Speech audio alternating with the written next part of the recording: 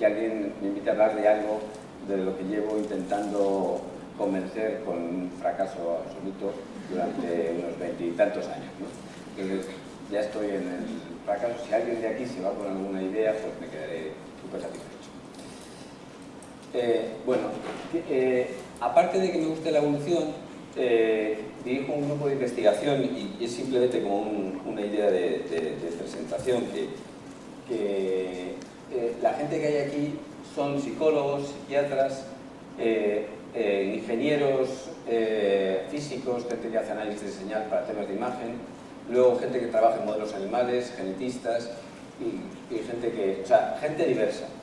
Y lo que hago yo, pues es saber muy poco, pero de muchas cosas, ¿no? Intento que se entiendan entre ellos, que no es fácil, sobre todo entre los ingenieros y los moleculares es difícil, ¿sí? Pero bueno, intento eso. Entonces, lo que voy algunas de las cosas, de los trabajos que voy a presentar aquí, no serían posibles, desde luego, si no fuera a través de un trabajo colaborador, en particular con la gente de genética, pero también comentaría algo de neuroimagen. Y este es el menú que tenemos justo antes de la comida, ¿no? Os voy a hablar muy brevemente del problema, un problema que yo creo que es gravísimo para todos los que se acercan a los temas de salud mental en este momento, que es el problema de biología versus cultura y lo que eso implica. Luego del tema de la evolución de la genética cerebral, después de la evolución cultural, y no me he resistido a poneros, llevo mucho tiempo en temas de investigación,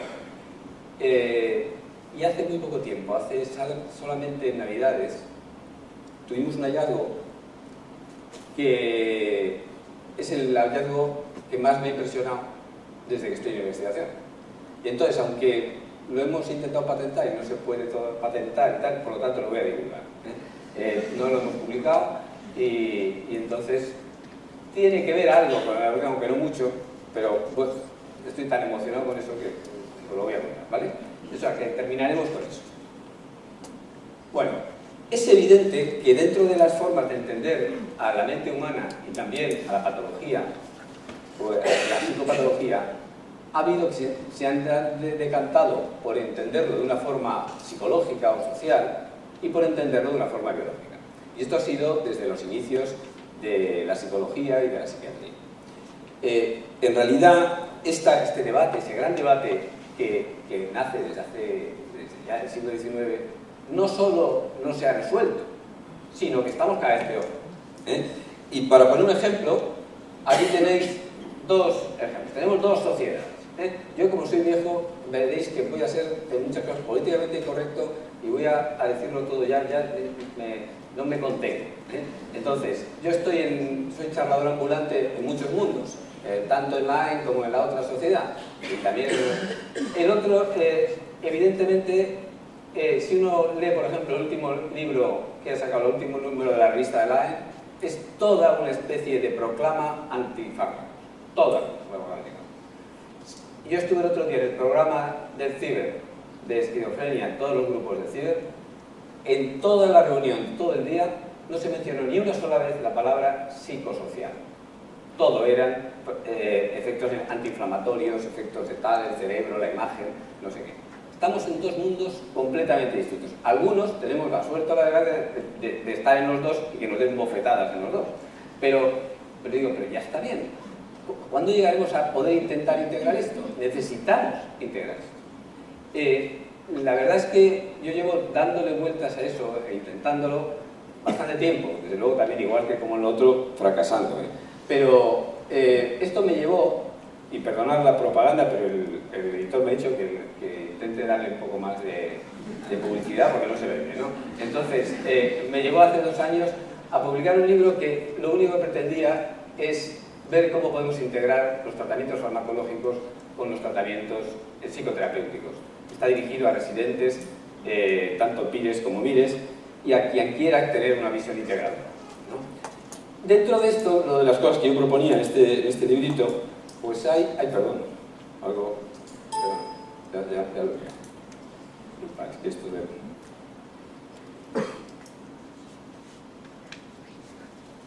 Bueno, dentro de lo que yo proponía este librito, a lo único que me voy a referir aquí es dentro de las propuestas, me voy a referir sobre todo al marco teórico común. Porque creo que es imprescindible. No podemos integrar algo si no tenemos un marco que lo integre. Y esa famosa propuesta de Engels del modelo biopsicosocial, el artículo del tal, que yo creo que muy poca gente se ha leído, lo que proponía Engels era la aplicación de la teoría general de sistemas y creó la palabra biopsicosocial, que todo el mundo dice, sí, todos somos biopsicosociales, pero no, en la práctica no es así, ¿no? Entonces, ¿cuál es la propuesta que llevamos defendiendo algunos? Claramente no solo yo, también. Pues la propuesta es que el tema de entender al ser humano, entenderlo desde la vertiente biológica y desde la vertiente cultural, no es nada nuevo. Y hay toda una disciplina que se dedica a eso, se llama antropología. Y hay una parte de antropología biológica y una parte de antropología cultural. Es verdad que no se entienden muy bien los antropólogos biológicos con los culturales, pero por lo menos hay una disciplina entera que se dedica a eso y que intenta ver las dos versiones, la de la naturaleza humana y la de la diversidad cultural humana. Por lo tanto, yo creo que sería la base, y a mí me asombra lo poco que se estudia esto, tanto en las facultades de psicología como en las facultades de medicina. Me deja muy asombrado. Bueno, la verdad es que hicimos, evidentemente no he sido solo yo el que ha intentado dar esta visión, en mucha gente en distintos países ha intentado que esto se cumpla, ¿no? El momento culminante, digamos, oficial que tuvo esto fue cuando Mario Mag decidió que la sociedad, la Federación Mundial de Sociedades de Psiquiatría Biológica se creara una task force para la psiquiatría evolucionista, ¿no? Que yo tuve la oportunidad de coordinar y que se metió gente de muchos países para intentarlo. Pero hicimos 5 simposios, la gente pues acudía allí, pero no se tradujo absolutamente ni en que se hiciera en ningún tratado de psiquiatría de los abusos se mete el capítulo, salvo el tratado de Vallejo y Carmen Leal, que lo impuse yo ¿verdad? En general no ha aparecido en las clases oficiales y pues unos años después Martin Grun dijo, oye, pues vamos a hacer algo, porque esto no puede ser, porque la psiquiatría está en crisis. Y entonces pues nos reunió en un pueblecito de Alemania, otra vez al grupo y escribimos esta especie de panfleto en una revista que ahora está con 24 de impacto, ¿no? Que es el World Psychiatry, y que en realidad lo único que teníamos que decir es que necesitamos ese marco. Entonces yo, perdonad un poco el tono mitinero de esto, pero es que realmente me parece muy importante que haya una reflexión en raíz de que tenemos que resolver la disociación cada vez mayor entre los psicosocioculturales y los biologicistas. Y os lo digo porque, insisto, estoy en ambos mundos. Bueno, entonces, lo que pasó en esta reunión, os lo comenté, nos reunimos ahí 3 días, es que había gente muy de tendencia más bien especulativa en las teorías evolucionistas y otros que íbamos más a buscar datos empíricos, a la investigación, y tampoco era fácil poner de acuerdo. Sacamos ese artículo un poco de milagro. Bueno, lo hizo mal. Bueno, entonces vamos a ir, ya planteado el problema, ¿cómo podemos entender la evolución del cerebro? Por supuesto, esto faltaría para hacer un máster, pero ideas básicas, ¿no? Bueno, la primera idea básica es que en la evolución, en los momentos estelares de la historia de la vida del hombre, pues hay un momento en que serían estos, pero dice, bueno, ¿y ahí dónde aparece el cerebro y por qué aparece? En realidad, fijaros que si tenemos 3.500 millones de años de vida en este planeta, durante la mayor parte del tiempo de vida en este planeta no ha hecho falta el cerebro. Y las bacterias y los virus han sobrevivido gracias simplemente a que tienen capacidad muy rápida de mutación para adaptarse a los cambios ambientales. Y esos son, no las medusas, las bacterias y los virus, los verdaderos reyes de este planeta. Los que se ríen cuando nosotros hicimos esa proclama de que íbamos a acabar con las enfermedades infecciosas gracias a que íbamos a crear los antibióticos. Yo recuerdo cuando estaba estudiando medicina que se pensaba que realmente iba a quedar eso como una cosa secundaria, las infecciones. Vamos, seres que han vivido 3.500 millones de años, nos los íbamos a cargar nosotros en 20 años. No solo no nos lo hemos cargado, sino que lo que hemos hecho es que el sitio donde sean más peligrosos sean los hospitales. Es decir, las bacterias más potentes son los de los hospitales. O sea, hemos creado mecanismos claramente de selección natural simplemente por la resistencia bacteriana. Bueno, esa es una vía que es la vía de adaptarse por la mutación rápida. Pero, ¿por qué surge el cerebro? Bueno, pues esto lo define muy bien Altman. Y fijaros que si el planeta estuviera en un estado de no cambio, no sería necesario el cerebro. El cerebro existe porque hay cambios en el entorno. Y entonces el organismo necesita tener conductas que cambien, que se adapten a esos cambios del entorno. ¿Vale? Esa es la idea. La idea fundamental del cerebro es algo que tiene que ver con lo motor. Aunque tenemos un porcentaje de neuronas motoras muy pequeñas con respecto a los 100.000 millones de neuronas que tenemos, el porcentaje de motoneuronas es muy bajo, pero en realidad todo va encaminado al movimiento. Tenemos unas neuronas perceptivas, otras de asociación y otras motoras. Sin movimiento no tiene sentido el sistema nervioso. Entonces, evidentemente, no sé cómo se apunta aquí, es aquí, esto sí, ya lo he notado. Bueno, fijaros que hay evidentemente toda una serie de seres que no necesitan el sistema nervioso y que han evolucionado, como las plantas, pues como las esponjas, y luego pues ha habido básicamente tres sistemas que utilizan el sistema nervioso, de redes, los cnidarios y los centóforos, y luego unos sistemas más centralizados, que son los ganglionares, que utilizaron pues, todos los insectos y los crustáceos, y luego hay un sistema central con notocorda, que viene desde la ascidia y de la estrella de mar hasta luego ya los vertebrados y los mamíferos y nuestra especie, ¿no? En realidad, lo que ha permitido el sistema nervioso, como os digo, es ese cambio en la variabilidad en la conducta. Hay que recordar, esto es una idea muy básica, que la naturaleza no hace el mejor diseño. La naturaleza, por definición, la evolución, tiene que trabajar con lo que ya hay. Tenemos en cada una de nuestras células, que son Lourdes sabe muy bien, no solamente pues todo el paquete para construir un organismo, tenemos la historia de toda la vida del planeta. Tenemos los primeros genes que se duplicaron y a partir de ahí solo se puede funcionar porque esos nuevos genes que se duplican y que por mutaciones van apareciendo nuevos, empiezan a aparecer estructuras nuevas. Pero no podemos empezar de cero, siempre tenemos que empezar sobre lo que ya hay. Y eso es lo que le da fuerza a la homología y a todo lo que es la genética comparada, todos los modelos animales, ¿no? Una de las personas que trabaja conmigo, Loli Moltó, tuvo la fortuna de estar en Estados Unidos cuando se descubrió el gen de la ataxia de Friedreich. Publicaron la mutación que produce la ataxia de Friedreich. Bueno, el modelo con el que trabaja ella, desde hace ya 20 años, es un modelo de drosófila. Y la drosófila, es decir, una mosquita que si la veis realmente es algo bastante ridículo, tiene todas las características de la ataxia de Friedreich con toda la distancia filogenética que tenemos. Y puedes estudiar perfectamente esa enfermedad con el modelo de mosca.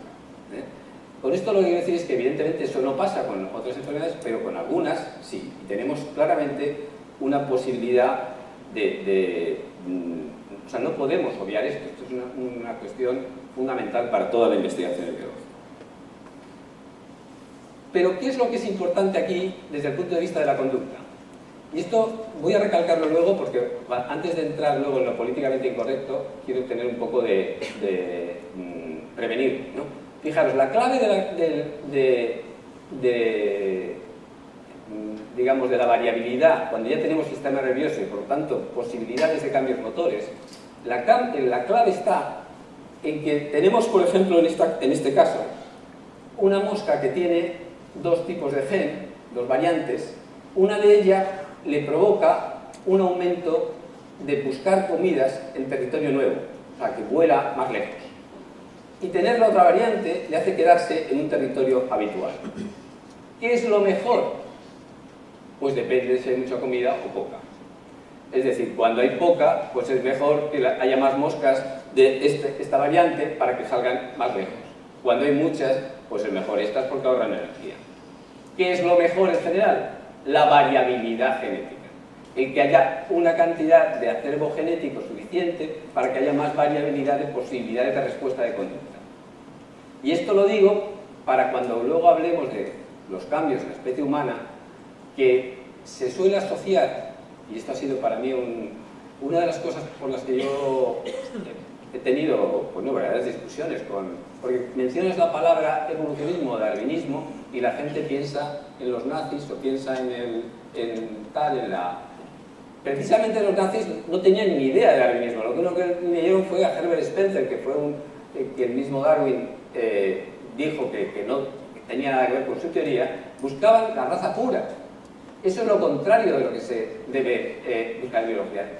En biología lo que se debe buscar es la variabilidad, que haya la mayor diferencia posible. Entonces, lo digo esto para lo que luego viene, porque me parece que lo políticamente correcto es que todos seamos iguales, bueno, lo biológicamente correcto es que haya la mayor posibilidad de diferencias. ¿Vale? Entonces, ¿cuáles son las etapas fundamentales en la evolución del cerebro? Hace ya, ahora 18 años, propuse simplemente una propuesta de 3 grandes etapas que son bastante obvias y que tienen que ver con, primero, la existencia simplemente del sistema nervioso, que sería la creación de sistemas generales de alarma y refuerzo, luego la aparición en animales de sangre caliente, las aves y los mamíferos, del apego y del vínculo, y luego ya específico en nuestra especie, la capacidad simbólica. Fijaros que evidentemente, como ha subrayado Marx, ¿no?, que el miedo es un legado evolutivo absoluto y que necesario para la supervivencia, y que la gente que tiene un exceso de miedo es la que vemos en la clínica. Lo que no vemos son los que tienen una falta de miedo, pero tienen el mismo problema, ¿no?, como este gatito. Es decir, si la gente que tiene falta de miedo y por respuesta de miedo, pues las ven en traumatología por exceso de velocidad, o las ven porque se han tirado en parapente no sé dónde, ¿no? Es decir, como todo, tiene que estar uno ajustado. Lo que sabemos desde luego, y es lo más fácil de explicar de toda esta idea de la evolución para la clínica, es el por qué. Vamos a ver, tengo la pregunta. Si yo ahora mismo cojo y tiro en esta sala, imaginaos, tengo aquí en eso 40 serpientes que tengo guardadas, ¿no? ¿Cuántos de vosotros os sentiríais incómodos? Levantad la mano. Vale. Ahora, por favor, levantad la mano. ¿Cuántos de vosotros os ha picado una serpiente? Uno. Vale. Vale. Ahora, ¿cuántos de vosotros realmente usáis o habéis usado el coche? Subir, levantad la mano, a ver. Vale. Como muchos sois jóvenes, sabéis que la primera causa de muerte, además del suicidio, es el accidente de tráfico. Es decir, lo que tendríais que tener muchísimo miedo es al coche. A la pobre serpiente que no os ha hecho nada, que hay probabilidades mínimas de que os haga algo, pues no. Pero sin embargo sabemos que tenemos una predisposición a tener miedo a las serpientes, las arañas, las alturas, porque tiene un sentido adaptativo. Eso es obvio, y es una de las cosas que realmente es más fácil de comprobar. Hay estudios además donde se ha visto en muestras amplias de fobias simples que realmente no habían tenido experiencias traumáticas con los sujetos de las fobias. Además de eso, fijaros que el tener un estado de alarma, ya no hablando solo de fobias, un autor muy importante, Seeley, propuso que si tú tienes un estado de activación, luego eso cambia a ira, y luego puede haber algunas formas de depresión que, como dice Ness, serían un ahorro de energía porque sería un fenómeno de claudicación, de agotamiento. Bueno, es otra manera de explicar que el estado de estrés y de respuesta de alarma al estrés no solo puede explicar fobias, sino puede explicar otras cosas, ¿no? Todo esto que llamamos ansiedad y todo lo saberán. Y también en esas etapas tan precoces, fijaros que la red de investigación en adicciones, una de las cosas más llamativas es que, si no sé si son 15 grupos, de los 15 grupos, 13 son de básicos. Eso cuando, si tú lo hubieras planteado hace 30 años, decir que la investigación en adicciones era gente que está con ratas, decían, pero ¿de qué estamos hablando? Si los adictos al alcohol, esto es una cosa de Alcohólicos Anónimos, un problema social, es un tal.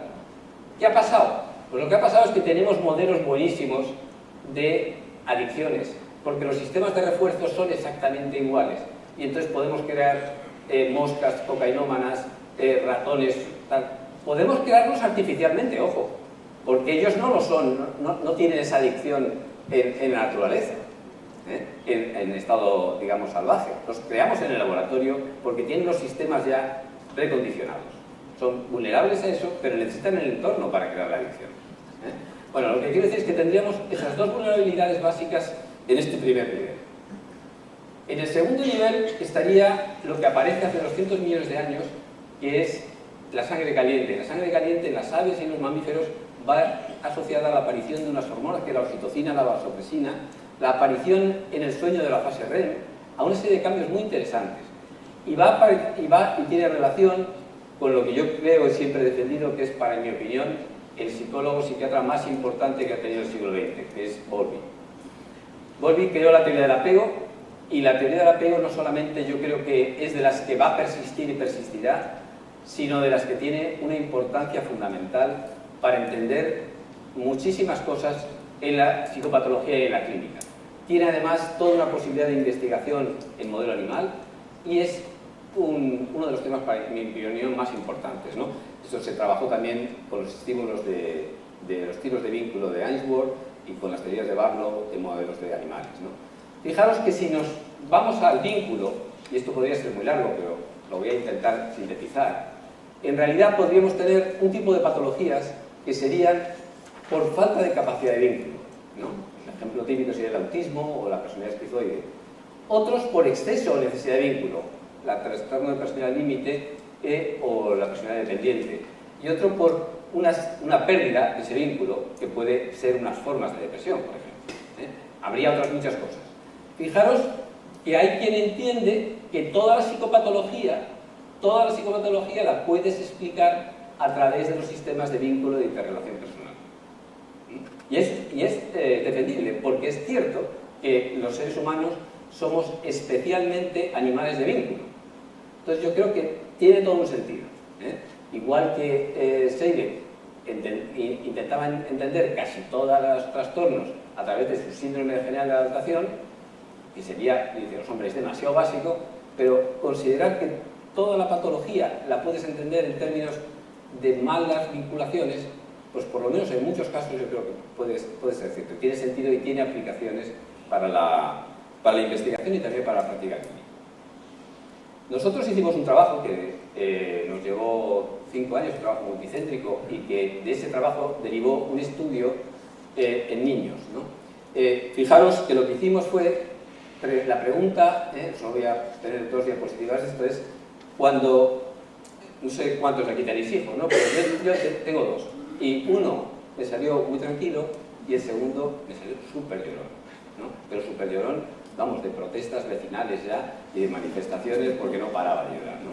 Bueno, el asunto es, cuando te llora el niño bebé, recién nacido, nada más nacer, ¿es por culpa que has hecho algo mal? ¿O es porque ha salido así? ¿No? Esa era la pregunta que hicimos. Entonces, la respuesta es que cogimos 300 recién nacidos, los estudiamos el ADN con sangre de cordón umbilical, estudiamos el comportamiento a través del test de temperamento de Braselton del recién nacido y lo seguimos 8 y 32 semanas. Y esto es solamente uno de los resultados, lo publicamos hace ahora 8 años, ¿no? Fijaros, este es un gen que ha tenido es uno de los genes más estudiados en psiquiatría, ¿no? Que es el gen transportador de la serotonina y que tiene 2 variantes, el alelo corto y el alelo largo, y que, bueno, se pueden juntar el alelo corto y el heterocigoto, y esta es la línea azul. Este es el nivel de ansiedad de la madre, y este es el nivel de tranquilidad del niño. A más ansiedad de la madre, más intranquilidad del niño, o menos tranquilidad del niño. Pero cuando la madre tenía, en general, menos ansiedad, pues el niño también era más tranquilo, si tenía este genotipo. Pero si tenía el genotipo del alelo largo, el niño era pachorra, aunque la madre fuera ansiosa.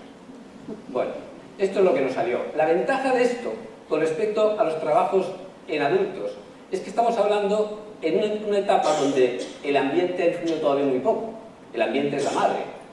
Cuando ya estudias relaciones de asociaciones genéticas en la personalidad del adulto, ese adulto ha tenido ya muchísimo recorrido con un entorno y mucho aprendizaje. Aquí estamos hablando nada más nacer, ¿no? Por lo tanto, bueno, yo creo que es una manera de intentar investigar lo que tiene un poco más de validez. Lo ponía como un ejemplo, ¿no? Bueno, y por último estaría la capacidad simbólica. La capacidad simbólica y en particular el lenguaje. Los sistemas de comunicación en los animales existen y existen intraespecie, y hay muchas formas en que los animales dentro de la misma especie se avisan de peligros, o se avisan de que hay comida, o dan señales para buscar pareja. La cuestión es cuál es la característica esencial del lenguaje humano. Yo me dediqué bastante a reunirme con lingüistas y a leer cosas de este tipo, porque tuvimos una etapa bastante, y salieron por varias tesis de ese tema, ¿no?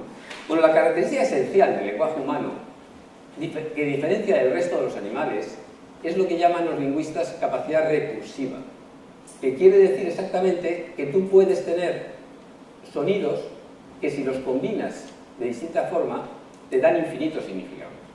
Eso no lo tienen los animales. Los animales cuando pegan un grito o tienen un gesto, eso siempre tiene el mismo significado. Entonces, el lenguaje humano tiene esa variabilidad porque puedes, simplemente cambias el orden de las palabras y cambia completamente el significado. O cambias, y eso nos da una posibilidad enorme de narrativas. Bueno, este es lo que hace diferente el lenguaje humano del lenguaje de los animales.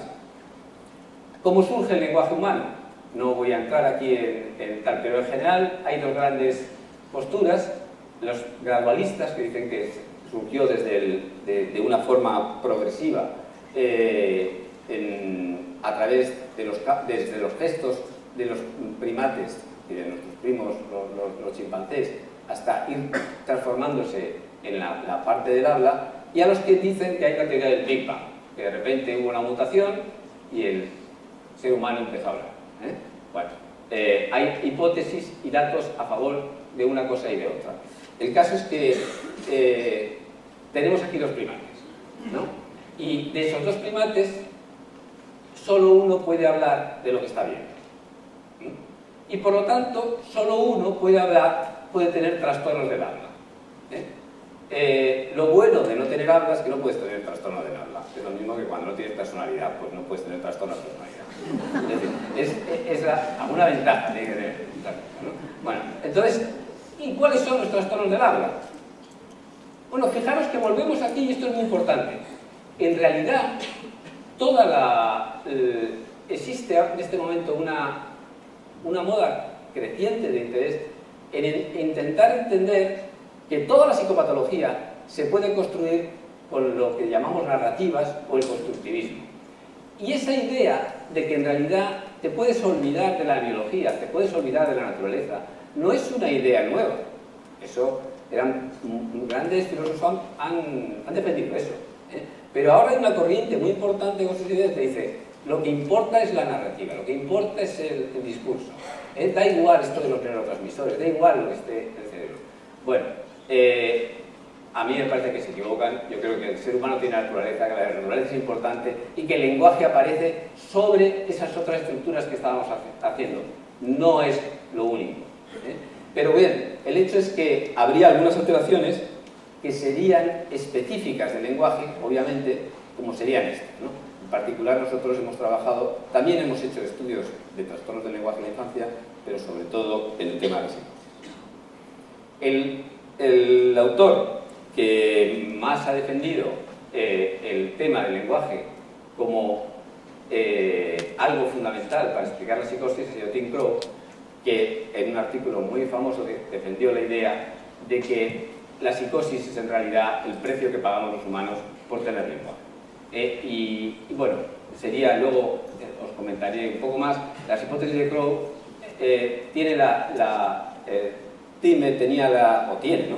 la enorme virtud de ser enormemente original, pero sobre todo de ser enormemente honesto. De que cuando el tío lanzaba una teoría, ella investigaba y si no le salía decía, pues no me ha salido. Bueno, entonces a mí me parece que por eso merece ser mencionado.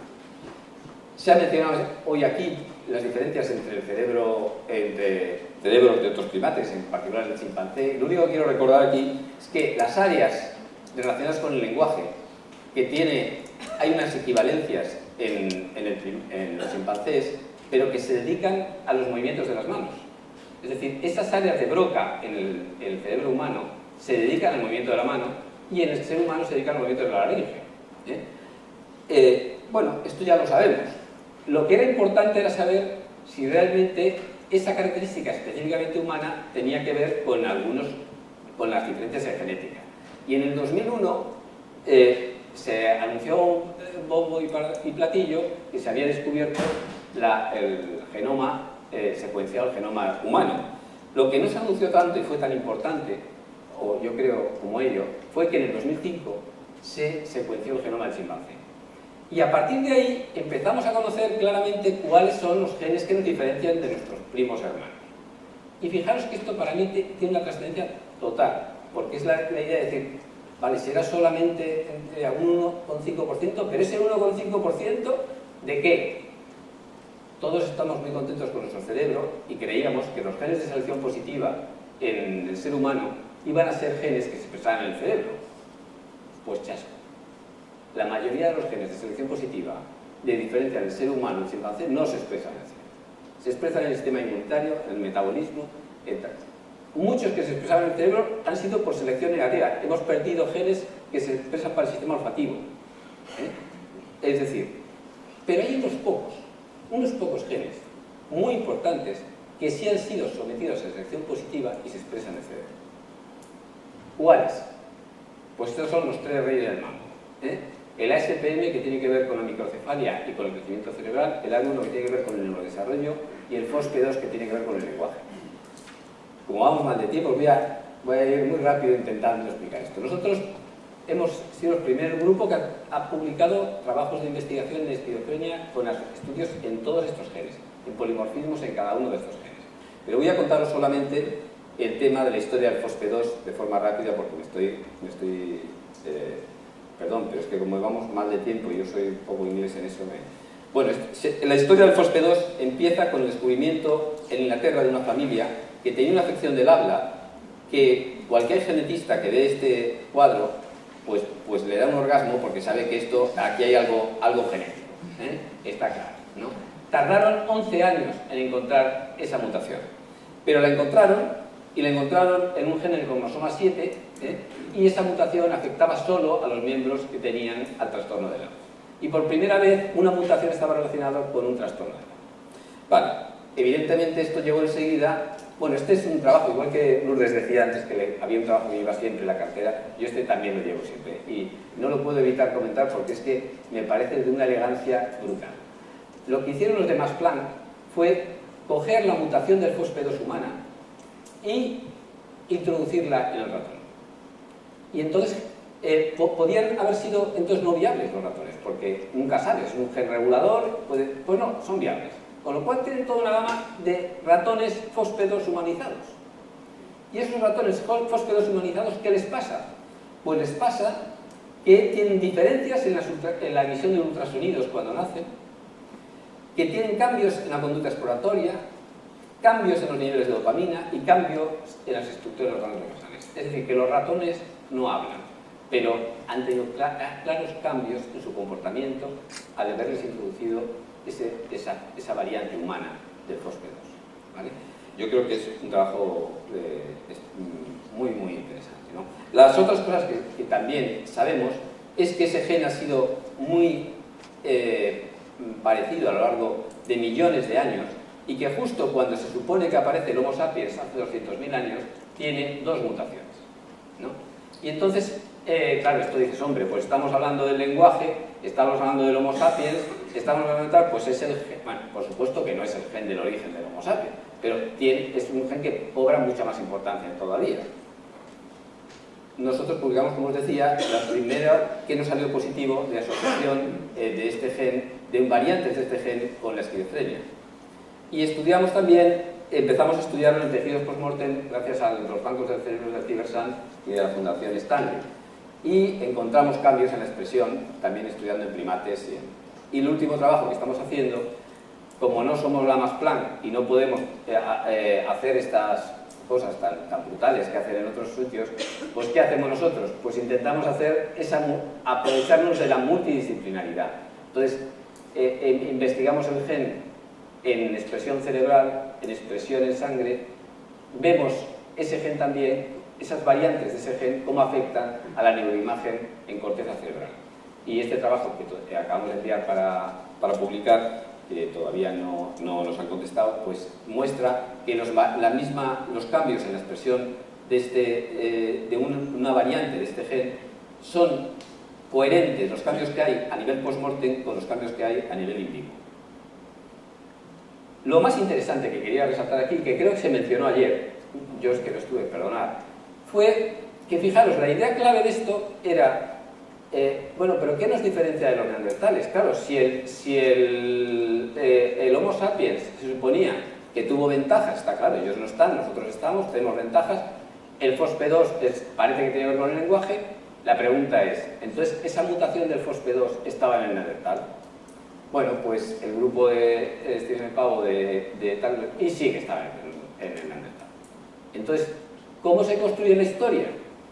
Pues estos autores, Cochrane y Halperin, en un libro que recomiendo a todo el mundo, hacen una propuesta muy especulativa pero muy interesante de que, fijaros, lo que dicen es que en realidad lo que hicimos nosotros fue coger las mutaciones que tenían los neandertales y que mejoramos nuestra capacidad de comunicación gracias a los neandertales.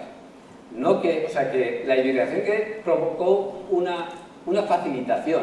Teníamos otras capacidades, pero además de eso las mejoramos gracias a esa... Bueno, esto es una especulación, pero es una forma de intentar darle una vuelta, ¿vale? ¿Y qué pasa con la evolución cultural?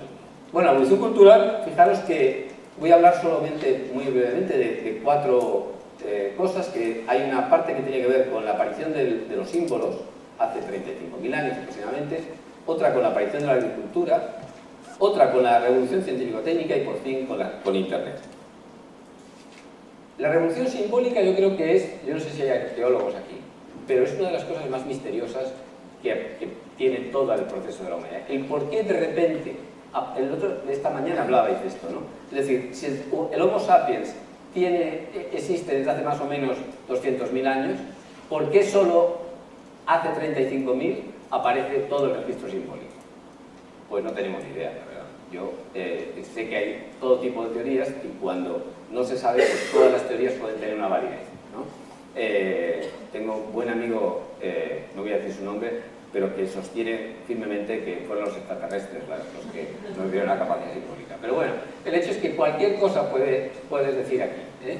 El hecho, lo que es importante, es que sí que apareció casi de forma simultánea en muchas zonas del planeta y que lo que quiero subrayar es que de las formas que tenemos de definir a nuestra especie, con la que me quedo yo, es que somos monos enamorados de símbolos. No solo somos monos bípedos, no solo somos monos que hablamos, no, tenemos una capacidad de emocionarnos con cosas que tienen significado pero que no tienen valor en sí mismos, que no son comida, que no son tal, espectacular. Somos capaces de matar por símbolos, somos capaces de dejarnos morir por símbolos. Fijaros que eso habría mucho que decir, pero yo creo que hay una idea clara, sobre todo algunos determinados símbolos, facilitan la identidad de grupo y la protección de la colectividad, pero también facilitan el que no está de ese símbolo, no es de los tuyos, y facilita, por lo tanto, el miedo y el odio a los otros. Y la tercera revolución, la segunda revolución dentro de la revolución, es la agrícola. Esa sí que es muy importante, porque termina hace 10.000 años la última glaciación, desaparece grandes especies de mamíferos y la posibilidad de ser cazador-recolector disminuye, y de una forma no exactamente simultánea, pero casi simultánea, aparecen pues las tres civilizaciones, la del trigo en lo que sería ahora Oriente Medio, la del arroz en China y la del maíz en Centroamérica, ¿no? ¿Y qué ocurre? Pues ocurre que el ser humano, que había estado viviendo siempre en grupos pequeños de 150 individuos como mucho, pasa a grandes grupos, pasa de ser nómada a ser sedentario, pasa de una estructura no jerárquica a alta jerarquía, y pasa de una solidaridad basada en conocerse mutuamente a una solidaridad basada en adherencia a los símbolos. Tenías que entonces tener algún símbolo para saber que pertenecía a tu grupo. Y eso, fijaros que tiene unas repercusiones brutales. El ser humano, esto es un trabajo de Witte que yo creo que es muy interesante, tardó pues aproximadamente unos 5 millones de años en ir perdiendo jerarquía. Y estuvo un tiempo sin esa jerarquía, pero cuando aparece la agricultura y cuando entonces aparece la civilización, pasa de golpe, en muy poco tiempo, otra vez una alta jerarquización. Y eso, evidentemente, implica que hemos perdido toda esa capacidad de vivir en una sociedad no jerárquica y ahora estamos imponiendo, nos estamos imponiendo por nuestra situación la jerarquía y el vivir aglomerados. Bueno, y ahora voy a entrar en un terreno que puede ser políticamente incorrecto, pero que me apetece comentarlo, ¿no? Que es la idea de que, fijaros, este es un principio básico que se defendía en la genética de poblaciones y la paleontología durante mucho tiempo, ¿no? Stephen Jay Gould y otros, ¿no? Y Levontin, todos estos decían, señores, no hay diferencias en realidad entre la genética y las poblaciones humanas, ¿no? Y lo que decía Levontin es, todo lo que llamamos cultura y civilización se ha construido con el mismo cuerpo y con el mismo cerebro. ¿Es eso así? Bueno, pues yo creo que hay motivos para dudar. Poneros un caso, la domesticación del perro. Parece hace 35.000 años y aquí tenemos todas las razas que han aparecido, que hemos hecho por intercruzamiento.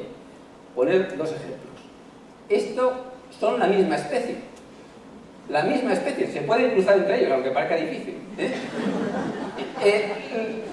El hecho es que, fijaros que esto se ha conseguido en un número muy pequeño de tiempo, de cruzamientos.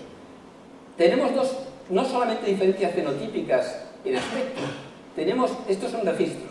En Estados Unidos se registra el número de ataques de mordeduras de perro, ¿no? Bueno, pues esta raza de perro ha tenido un ataque solo registrado en 20 años y el pitbull 1.200 ataques. Hombre, no es casualidad, ¿eh? No será que algo tiene esa raza que es más agresiva, es obvio. Fijaros, ¿qué es lo que estoy diciendo? Pues que igual que hemos creado la domesticación, que los humanos hemos creado perros o caballos que son más aptos para la carrera, o perros más altos para ser agresivos, ¿qué ha pasado en realidad con los propios humanos?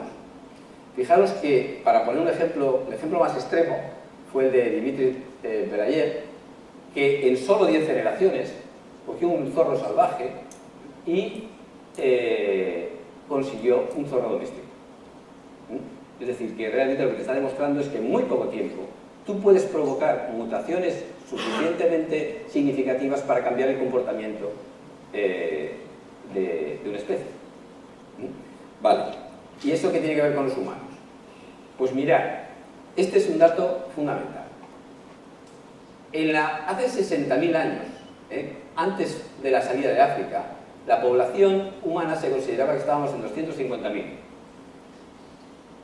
Pero justo en la creación de los estados, ya después de la aparición de la agricultura, pasa a 60 millones.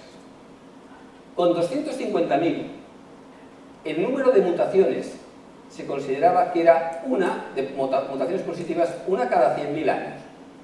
Pero con 60 millones es una cada 400.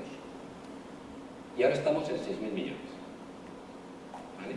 ¿Qué quiere decir esto? Pues quiere decir que evidentemente se están produciendo muchas más mutaciones y cambios en nuestra especie que están provocadas y aceleradas por la propia civilización y por la propia cultura, por el propio aumento de la población y por el propio ocupar distintos nichos. Nos hemos autodomesticado en distintos nichos ecológicos y las distintas presiones con ambientes distintos han hecho que necesariamente el grupo que se va al norte y no tiene luz cambie el color de la piel porque lo necesita para poder absorber vitamina D y muchos otros efectos, ¿vale? Entonces, fijaros solamente ejemplos de cuellos de botella de la selección reciente. En Estados Unidos las personas de raza negra tienen un índice de hipertensión muchísimo más alto que los mismos sujetos en África o que el resto de población americana. ¿Por qué? Pues porque la gente que llegó, los primeros que llegaron a América, llegaron a través en estas condiciones y el 70% morían de deshidratación. ¿Quiénes no morían de deshidratación? Los que tenían capacidad de retención de sodio. Y esa capacidad de retención de sodio, esa selección de cuello de botella, fueron los que llegaron allí y se reprodujeron. Y eso en ese momento era adaptativo, pero se convirtió en un factor de riesgo de hipertensión. Es un ejemplo claro, ¿eh?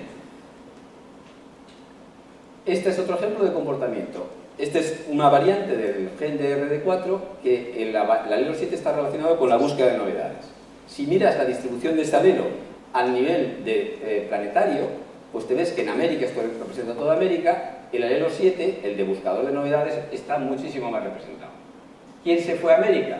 Pues desde luego no eran los temerosos, eran los que eran capaces de tener aventuras.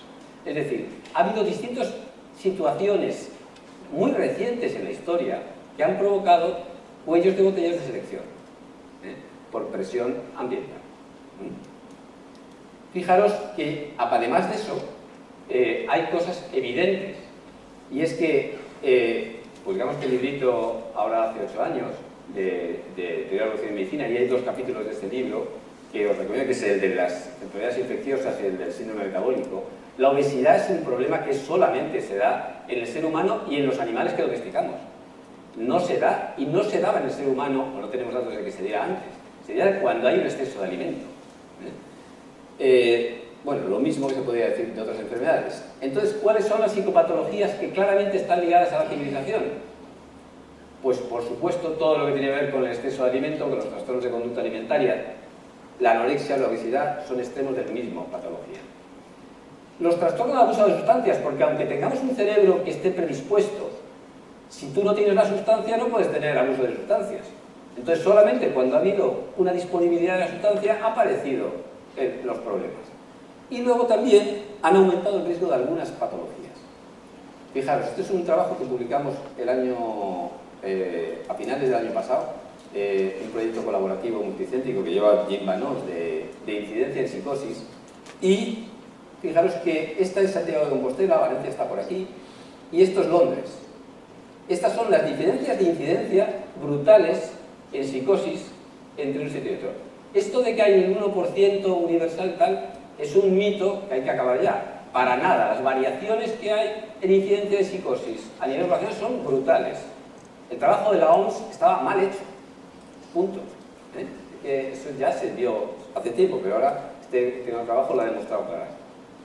Bueno, y la tercera cuestión es la revolución científica, y yo creo que lo importante es que cambió la narrativa, y dentro de eso cambió el dogma mágico-religioso por un dogma o por una búsqueda de pruebas empíricas, y entonces se dejó de estudiar al loco empezó a estudiarse el loco como enfermo, y empezó a creerse también el mito de que podemos curar todo, incluso la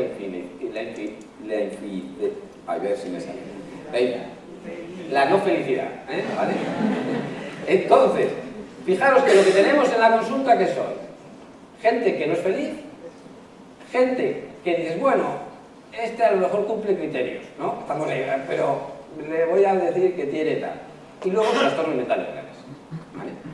Pero la gran mayoría son buscadores de felicidad, Y los buscadores de felicidad, pues utilizan a veces drogas psiquiátricas, a veces buscan medicinas alternativas, a veces buscan drogas legales como el alcohol o lo que sea, o a veces drogas ilegales.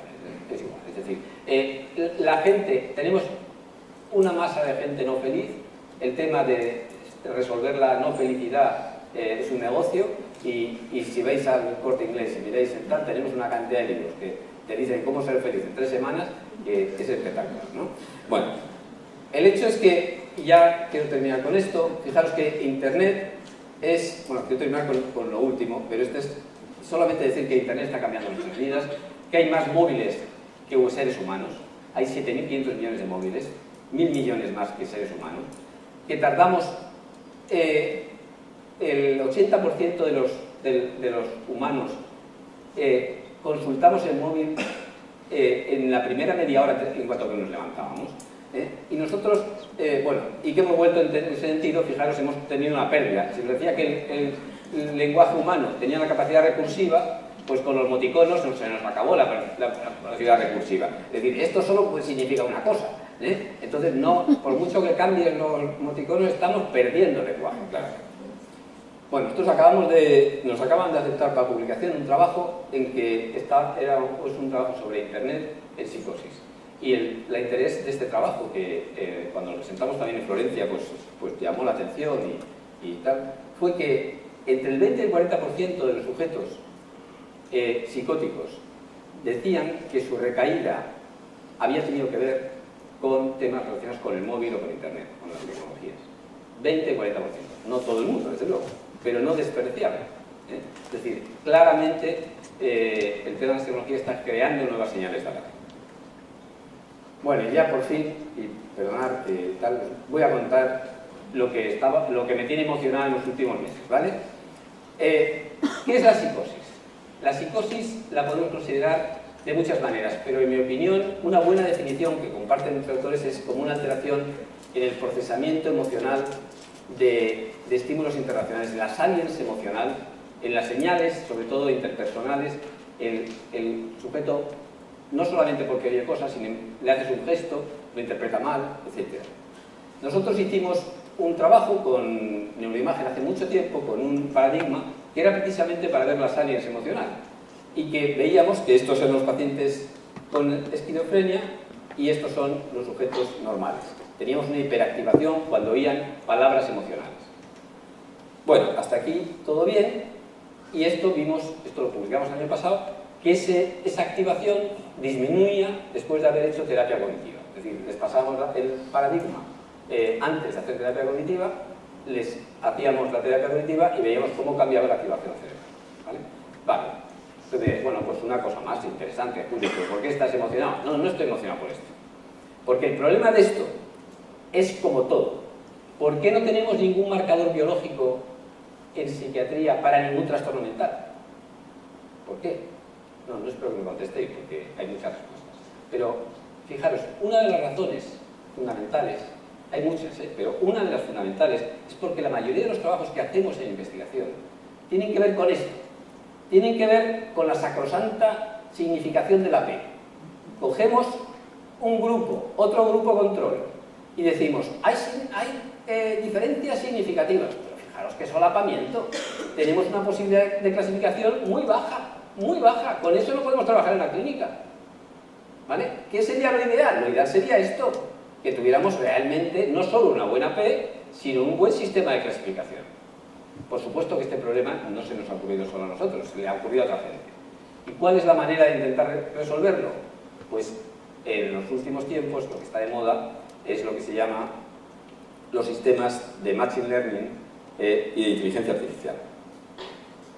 Y nosotros recogimos, como llevábamos 17 años trabajando con este paradigma, habíamos acumulado muestras de 342 sujetos, 242 eran pacientes, no solo de nuestra muestra, sino también del Clínico de Barcelona, y esto es muy importante porque eran muestras distintas. No, el Clínico de Barcelona no, del Sant Pau de Barcelona, perdón. Y entonces, a nuestro estadístico, a Miguel Carot, le dije, mira, yo te doy todos los datos, tú haz lo que quieras y que me clasifique, y a ver cómo sale, ¿vale? Entonces lo que hace el sistema, no voy a entrar, es escoger las áreas que se activan y escoge las que él utiliza una parte de la muestra para entrenarla y luego predice en la otra parte de la muestra, ¿vale? ¿Y cuáles han sido los resultados? Pues estos. Fijaros, del grupo de control teníamos 98 sujetos y ha clasificado bien 94. Del grupo de enfermos tenemos 244 sujetos y ha clasificado bien 240. Tenemos una precisión del 97,6. ¿Me lo creo esto? Pues todavía no. Todavía no. Pero estamos en ello. Entonces, ¿qué estamos haciendo ahora mismo? Hemos contactado con una experta en Machine Learning para que nos critique y nos hagan todas las críticas posibles al sistema del Politécnico. Hemos llevado el paradigma a uno de los grupos de imagen de España que trabaja mejor, que es Bene Crespo Facorro, y en Santander están replicando estos hallazgos. Y, por supuesto, pues también hemos cambiado el paradigma al inglés y estamos replicando o intentando replicar con el grupo de John Kane estos hallazgos. Si realmente lo replicamos con Santander y lo replicamos con el grupo de John Kane, pues me veréis celebrarlo el próximo día. No soy de naturaleza agnóstica, pero esto me ha logrado emocionar porque nunca había tenido resultados así, ¿vale? Y nada, fijaros que esto lo que quiere decir es que si tenemos la psicosis como alteración en la respuesta emocional, tendríamos genes y circuitos ligados al lenguaje y a la emoción simbólica, tendríamos entornos familiares y sociales que alteran y producen confusión simbólica, y podríamos dar fármacos, que es lo que hacemos, que mejoran la tolerancia al estrés, a ese estrés simbólico, o hacer psicoterapias e intervenciones psicosociales que también mejoran esa adaptación. Es decir, que esta visión que se ha dado en global tiene una posibilidad de tener una visión integradora. No es solamente, y yo creo que tiene implicaciones en la práctica clínica. Bueno, este es un homenaje a mis amigos evolucionistas como son Tim Crow, Jonathan Vance y Martin Brun, que me han inspirado muchísimo y que me ayudaron mucho para el inicio de todos estos trabajos. Nada más.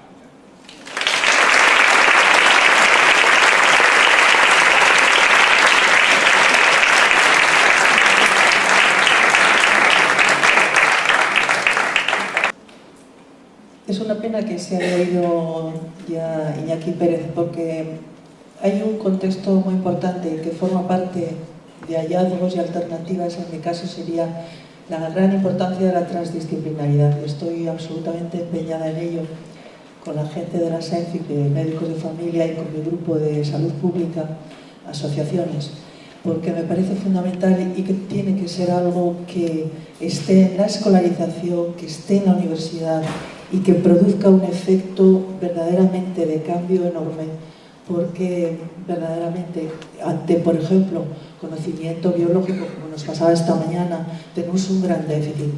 Y además no se ha explicado biología. Yo he hecho primero de biología, aunque ahora llevo 42 años de psicóloga clínica en atención primaria, pero sin embargo ya tengo olvidada la aplicación de mi biología. Bien.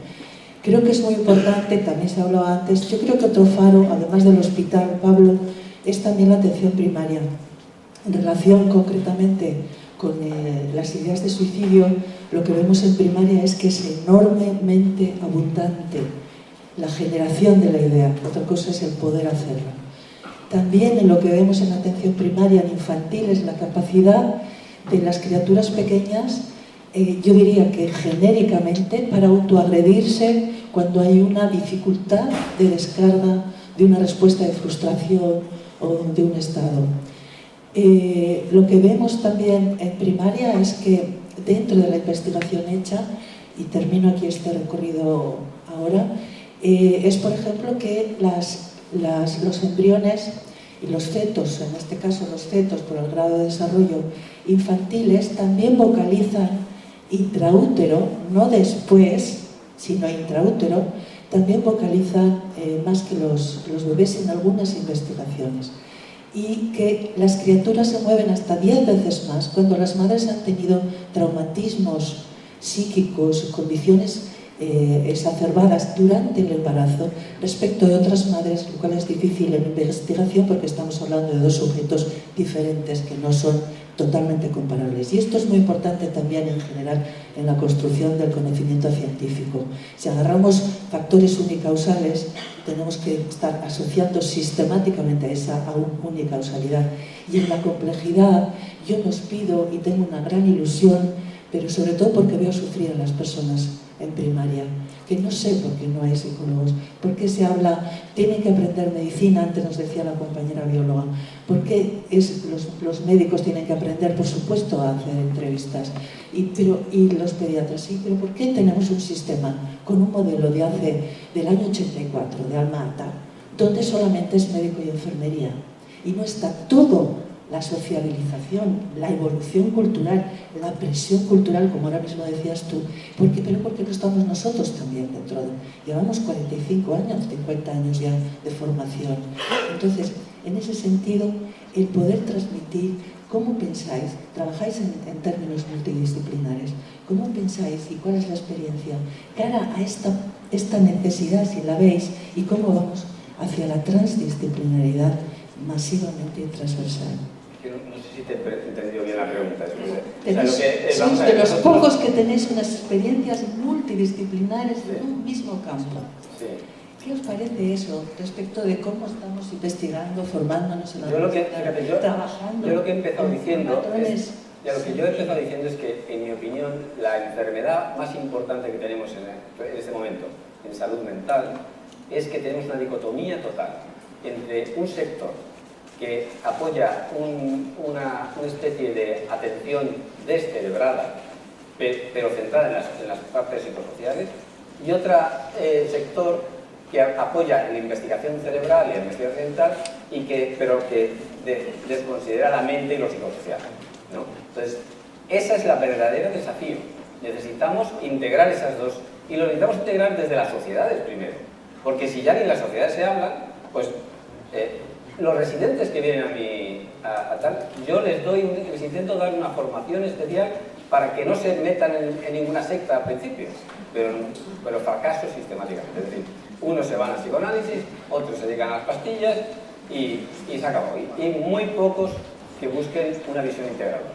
Entonces, el problema es que mientras no tengamos un modelo educativo desde el principio que sea ese modelo integrador y que eso sea lo que vean, pues no, y mientras estemos divididos los que supone que tenemos responsabilidades, pues no va a haber forma. Darte las gracias porque ha sido un placer escucharte y todo el trabajo, digamos, de aglutinar, ¿no? Y quizás, no sé si para terminar, al final nos has hablado de algo que yo te oigo hablar desde hace muchísimos años, ¿no? De la importancia de la emoción en la comprensión de la psicosis, ¿no? Y estos datos tan espectaculares, ¿no? que has mostrado, ¿no? Pues bueno, parece que van por ahí. O sea, realmente, la emoción es la primera reacción al entorno. Probablemente es mucho más trascendental y más importante que la reacción cognitiva, es la emocional. Y lo que tú has comentado antes, que te pone en movimiento, ¿no? Entonces, bueno, todo el tema de la saliencia, de cómo malinterpretamos. Simplemente que para terminar un poco la charla, pues nos vuelvas a recordar, o vuelvas te he oído en alguna otra charla, vuelvas a incidir sobre la importancia de las emociones, desde un punto de vista evolutivo y desde el punto de vista de la psicosis, que estamos acostumbrados a... Gracias. ¿No? Y lo de la cool cognition, yo cada vez que oigo hablar de la cool cognition me pongo nerviosa. Es decir, estoy de acuerdo. Son las dos caras de la misma moneda, pero de esa moneda es muy posible que pese mucho más la emoción que la cognición. Infinitamente más. Es decir, una de las cosas, fíjate, una de las dos ideas aquí. Todos los de investigación básica, Ledoux, toda la gente que ha trabajado en modelos tal, te señalan claramente que el cerebro es una víscera emocional. Entonces, se ha construido toda esta historia de la cognición y de las cajitas, y realmente yo durante muchos años creí que eso era posible. Pero eso no nos ha llevado a ningún lado. Toda la investigación que han hecho, toda la Big Pharma en antipsicóticos para mejorar el estado cognitivo, les ha llevado a abandonar la psiquiatría, porque han fracasado sistemáticamente. Es que es un problema de modelo. Es decir, no se puede... es decir, yo veo todos los días pacientes psicóticos, es lo único que veo, pacientes psicóticos. Los pacientes psicóticos son volcanes emocionales. Tú puedes tener un aplanamiento aparente afectivo, pero interiormente está absolutamente encendido. Y tú sabes que en un momento haces un gesto y ¡pum!, salta. Entonces, es fundamental esa idea. todo lo que sabemos de todas las terapias, me da igual, tenemos 500 psicoterapias oficiales, pero todas han visto que para que funcionen tiene que tener un vínculo afectivo con el terapeuta. No un vínculo cognitivo, no que tú le expliques racionalmente por qué debe hacer una cosa, sino que se debe crear ese vínculo. Eso es, exacto. Entonces yo creo que sí, que, mira, yo cuando enseño a los residentes que les hago un entrenamiento para las entrevistas, un poco contestando ya finalmente, lo que les digo es que cuando ven un paciente, lo que tienen que ser fundamentalmente son pescadores de emociones y luego traductores de esas emociones en una, es verdad que tenéis que traducirlo en una narrativa, pero pescadores de emociones y el mantenimiento de la empatía y de la experiencia emocional es el eje que no puede, sin lo cual no funciona nada.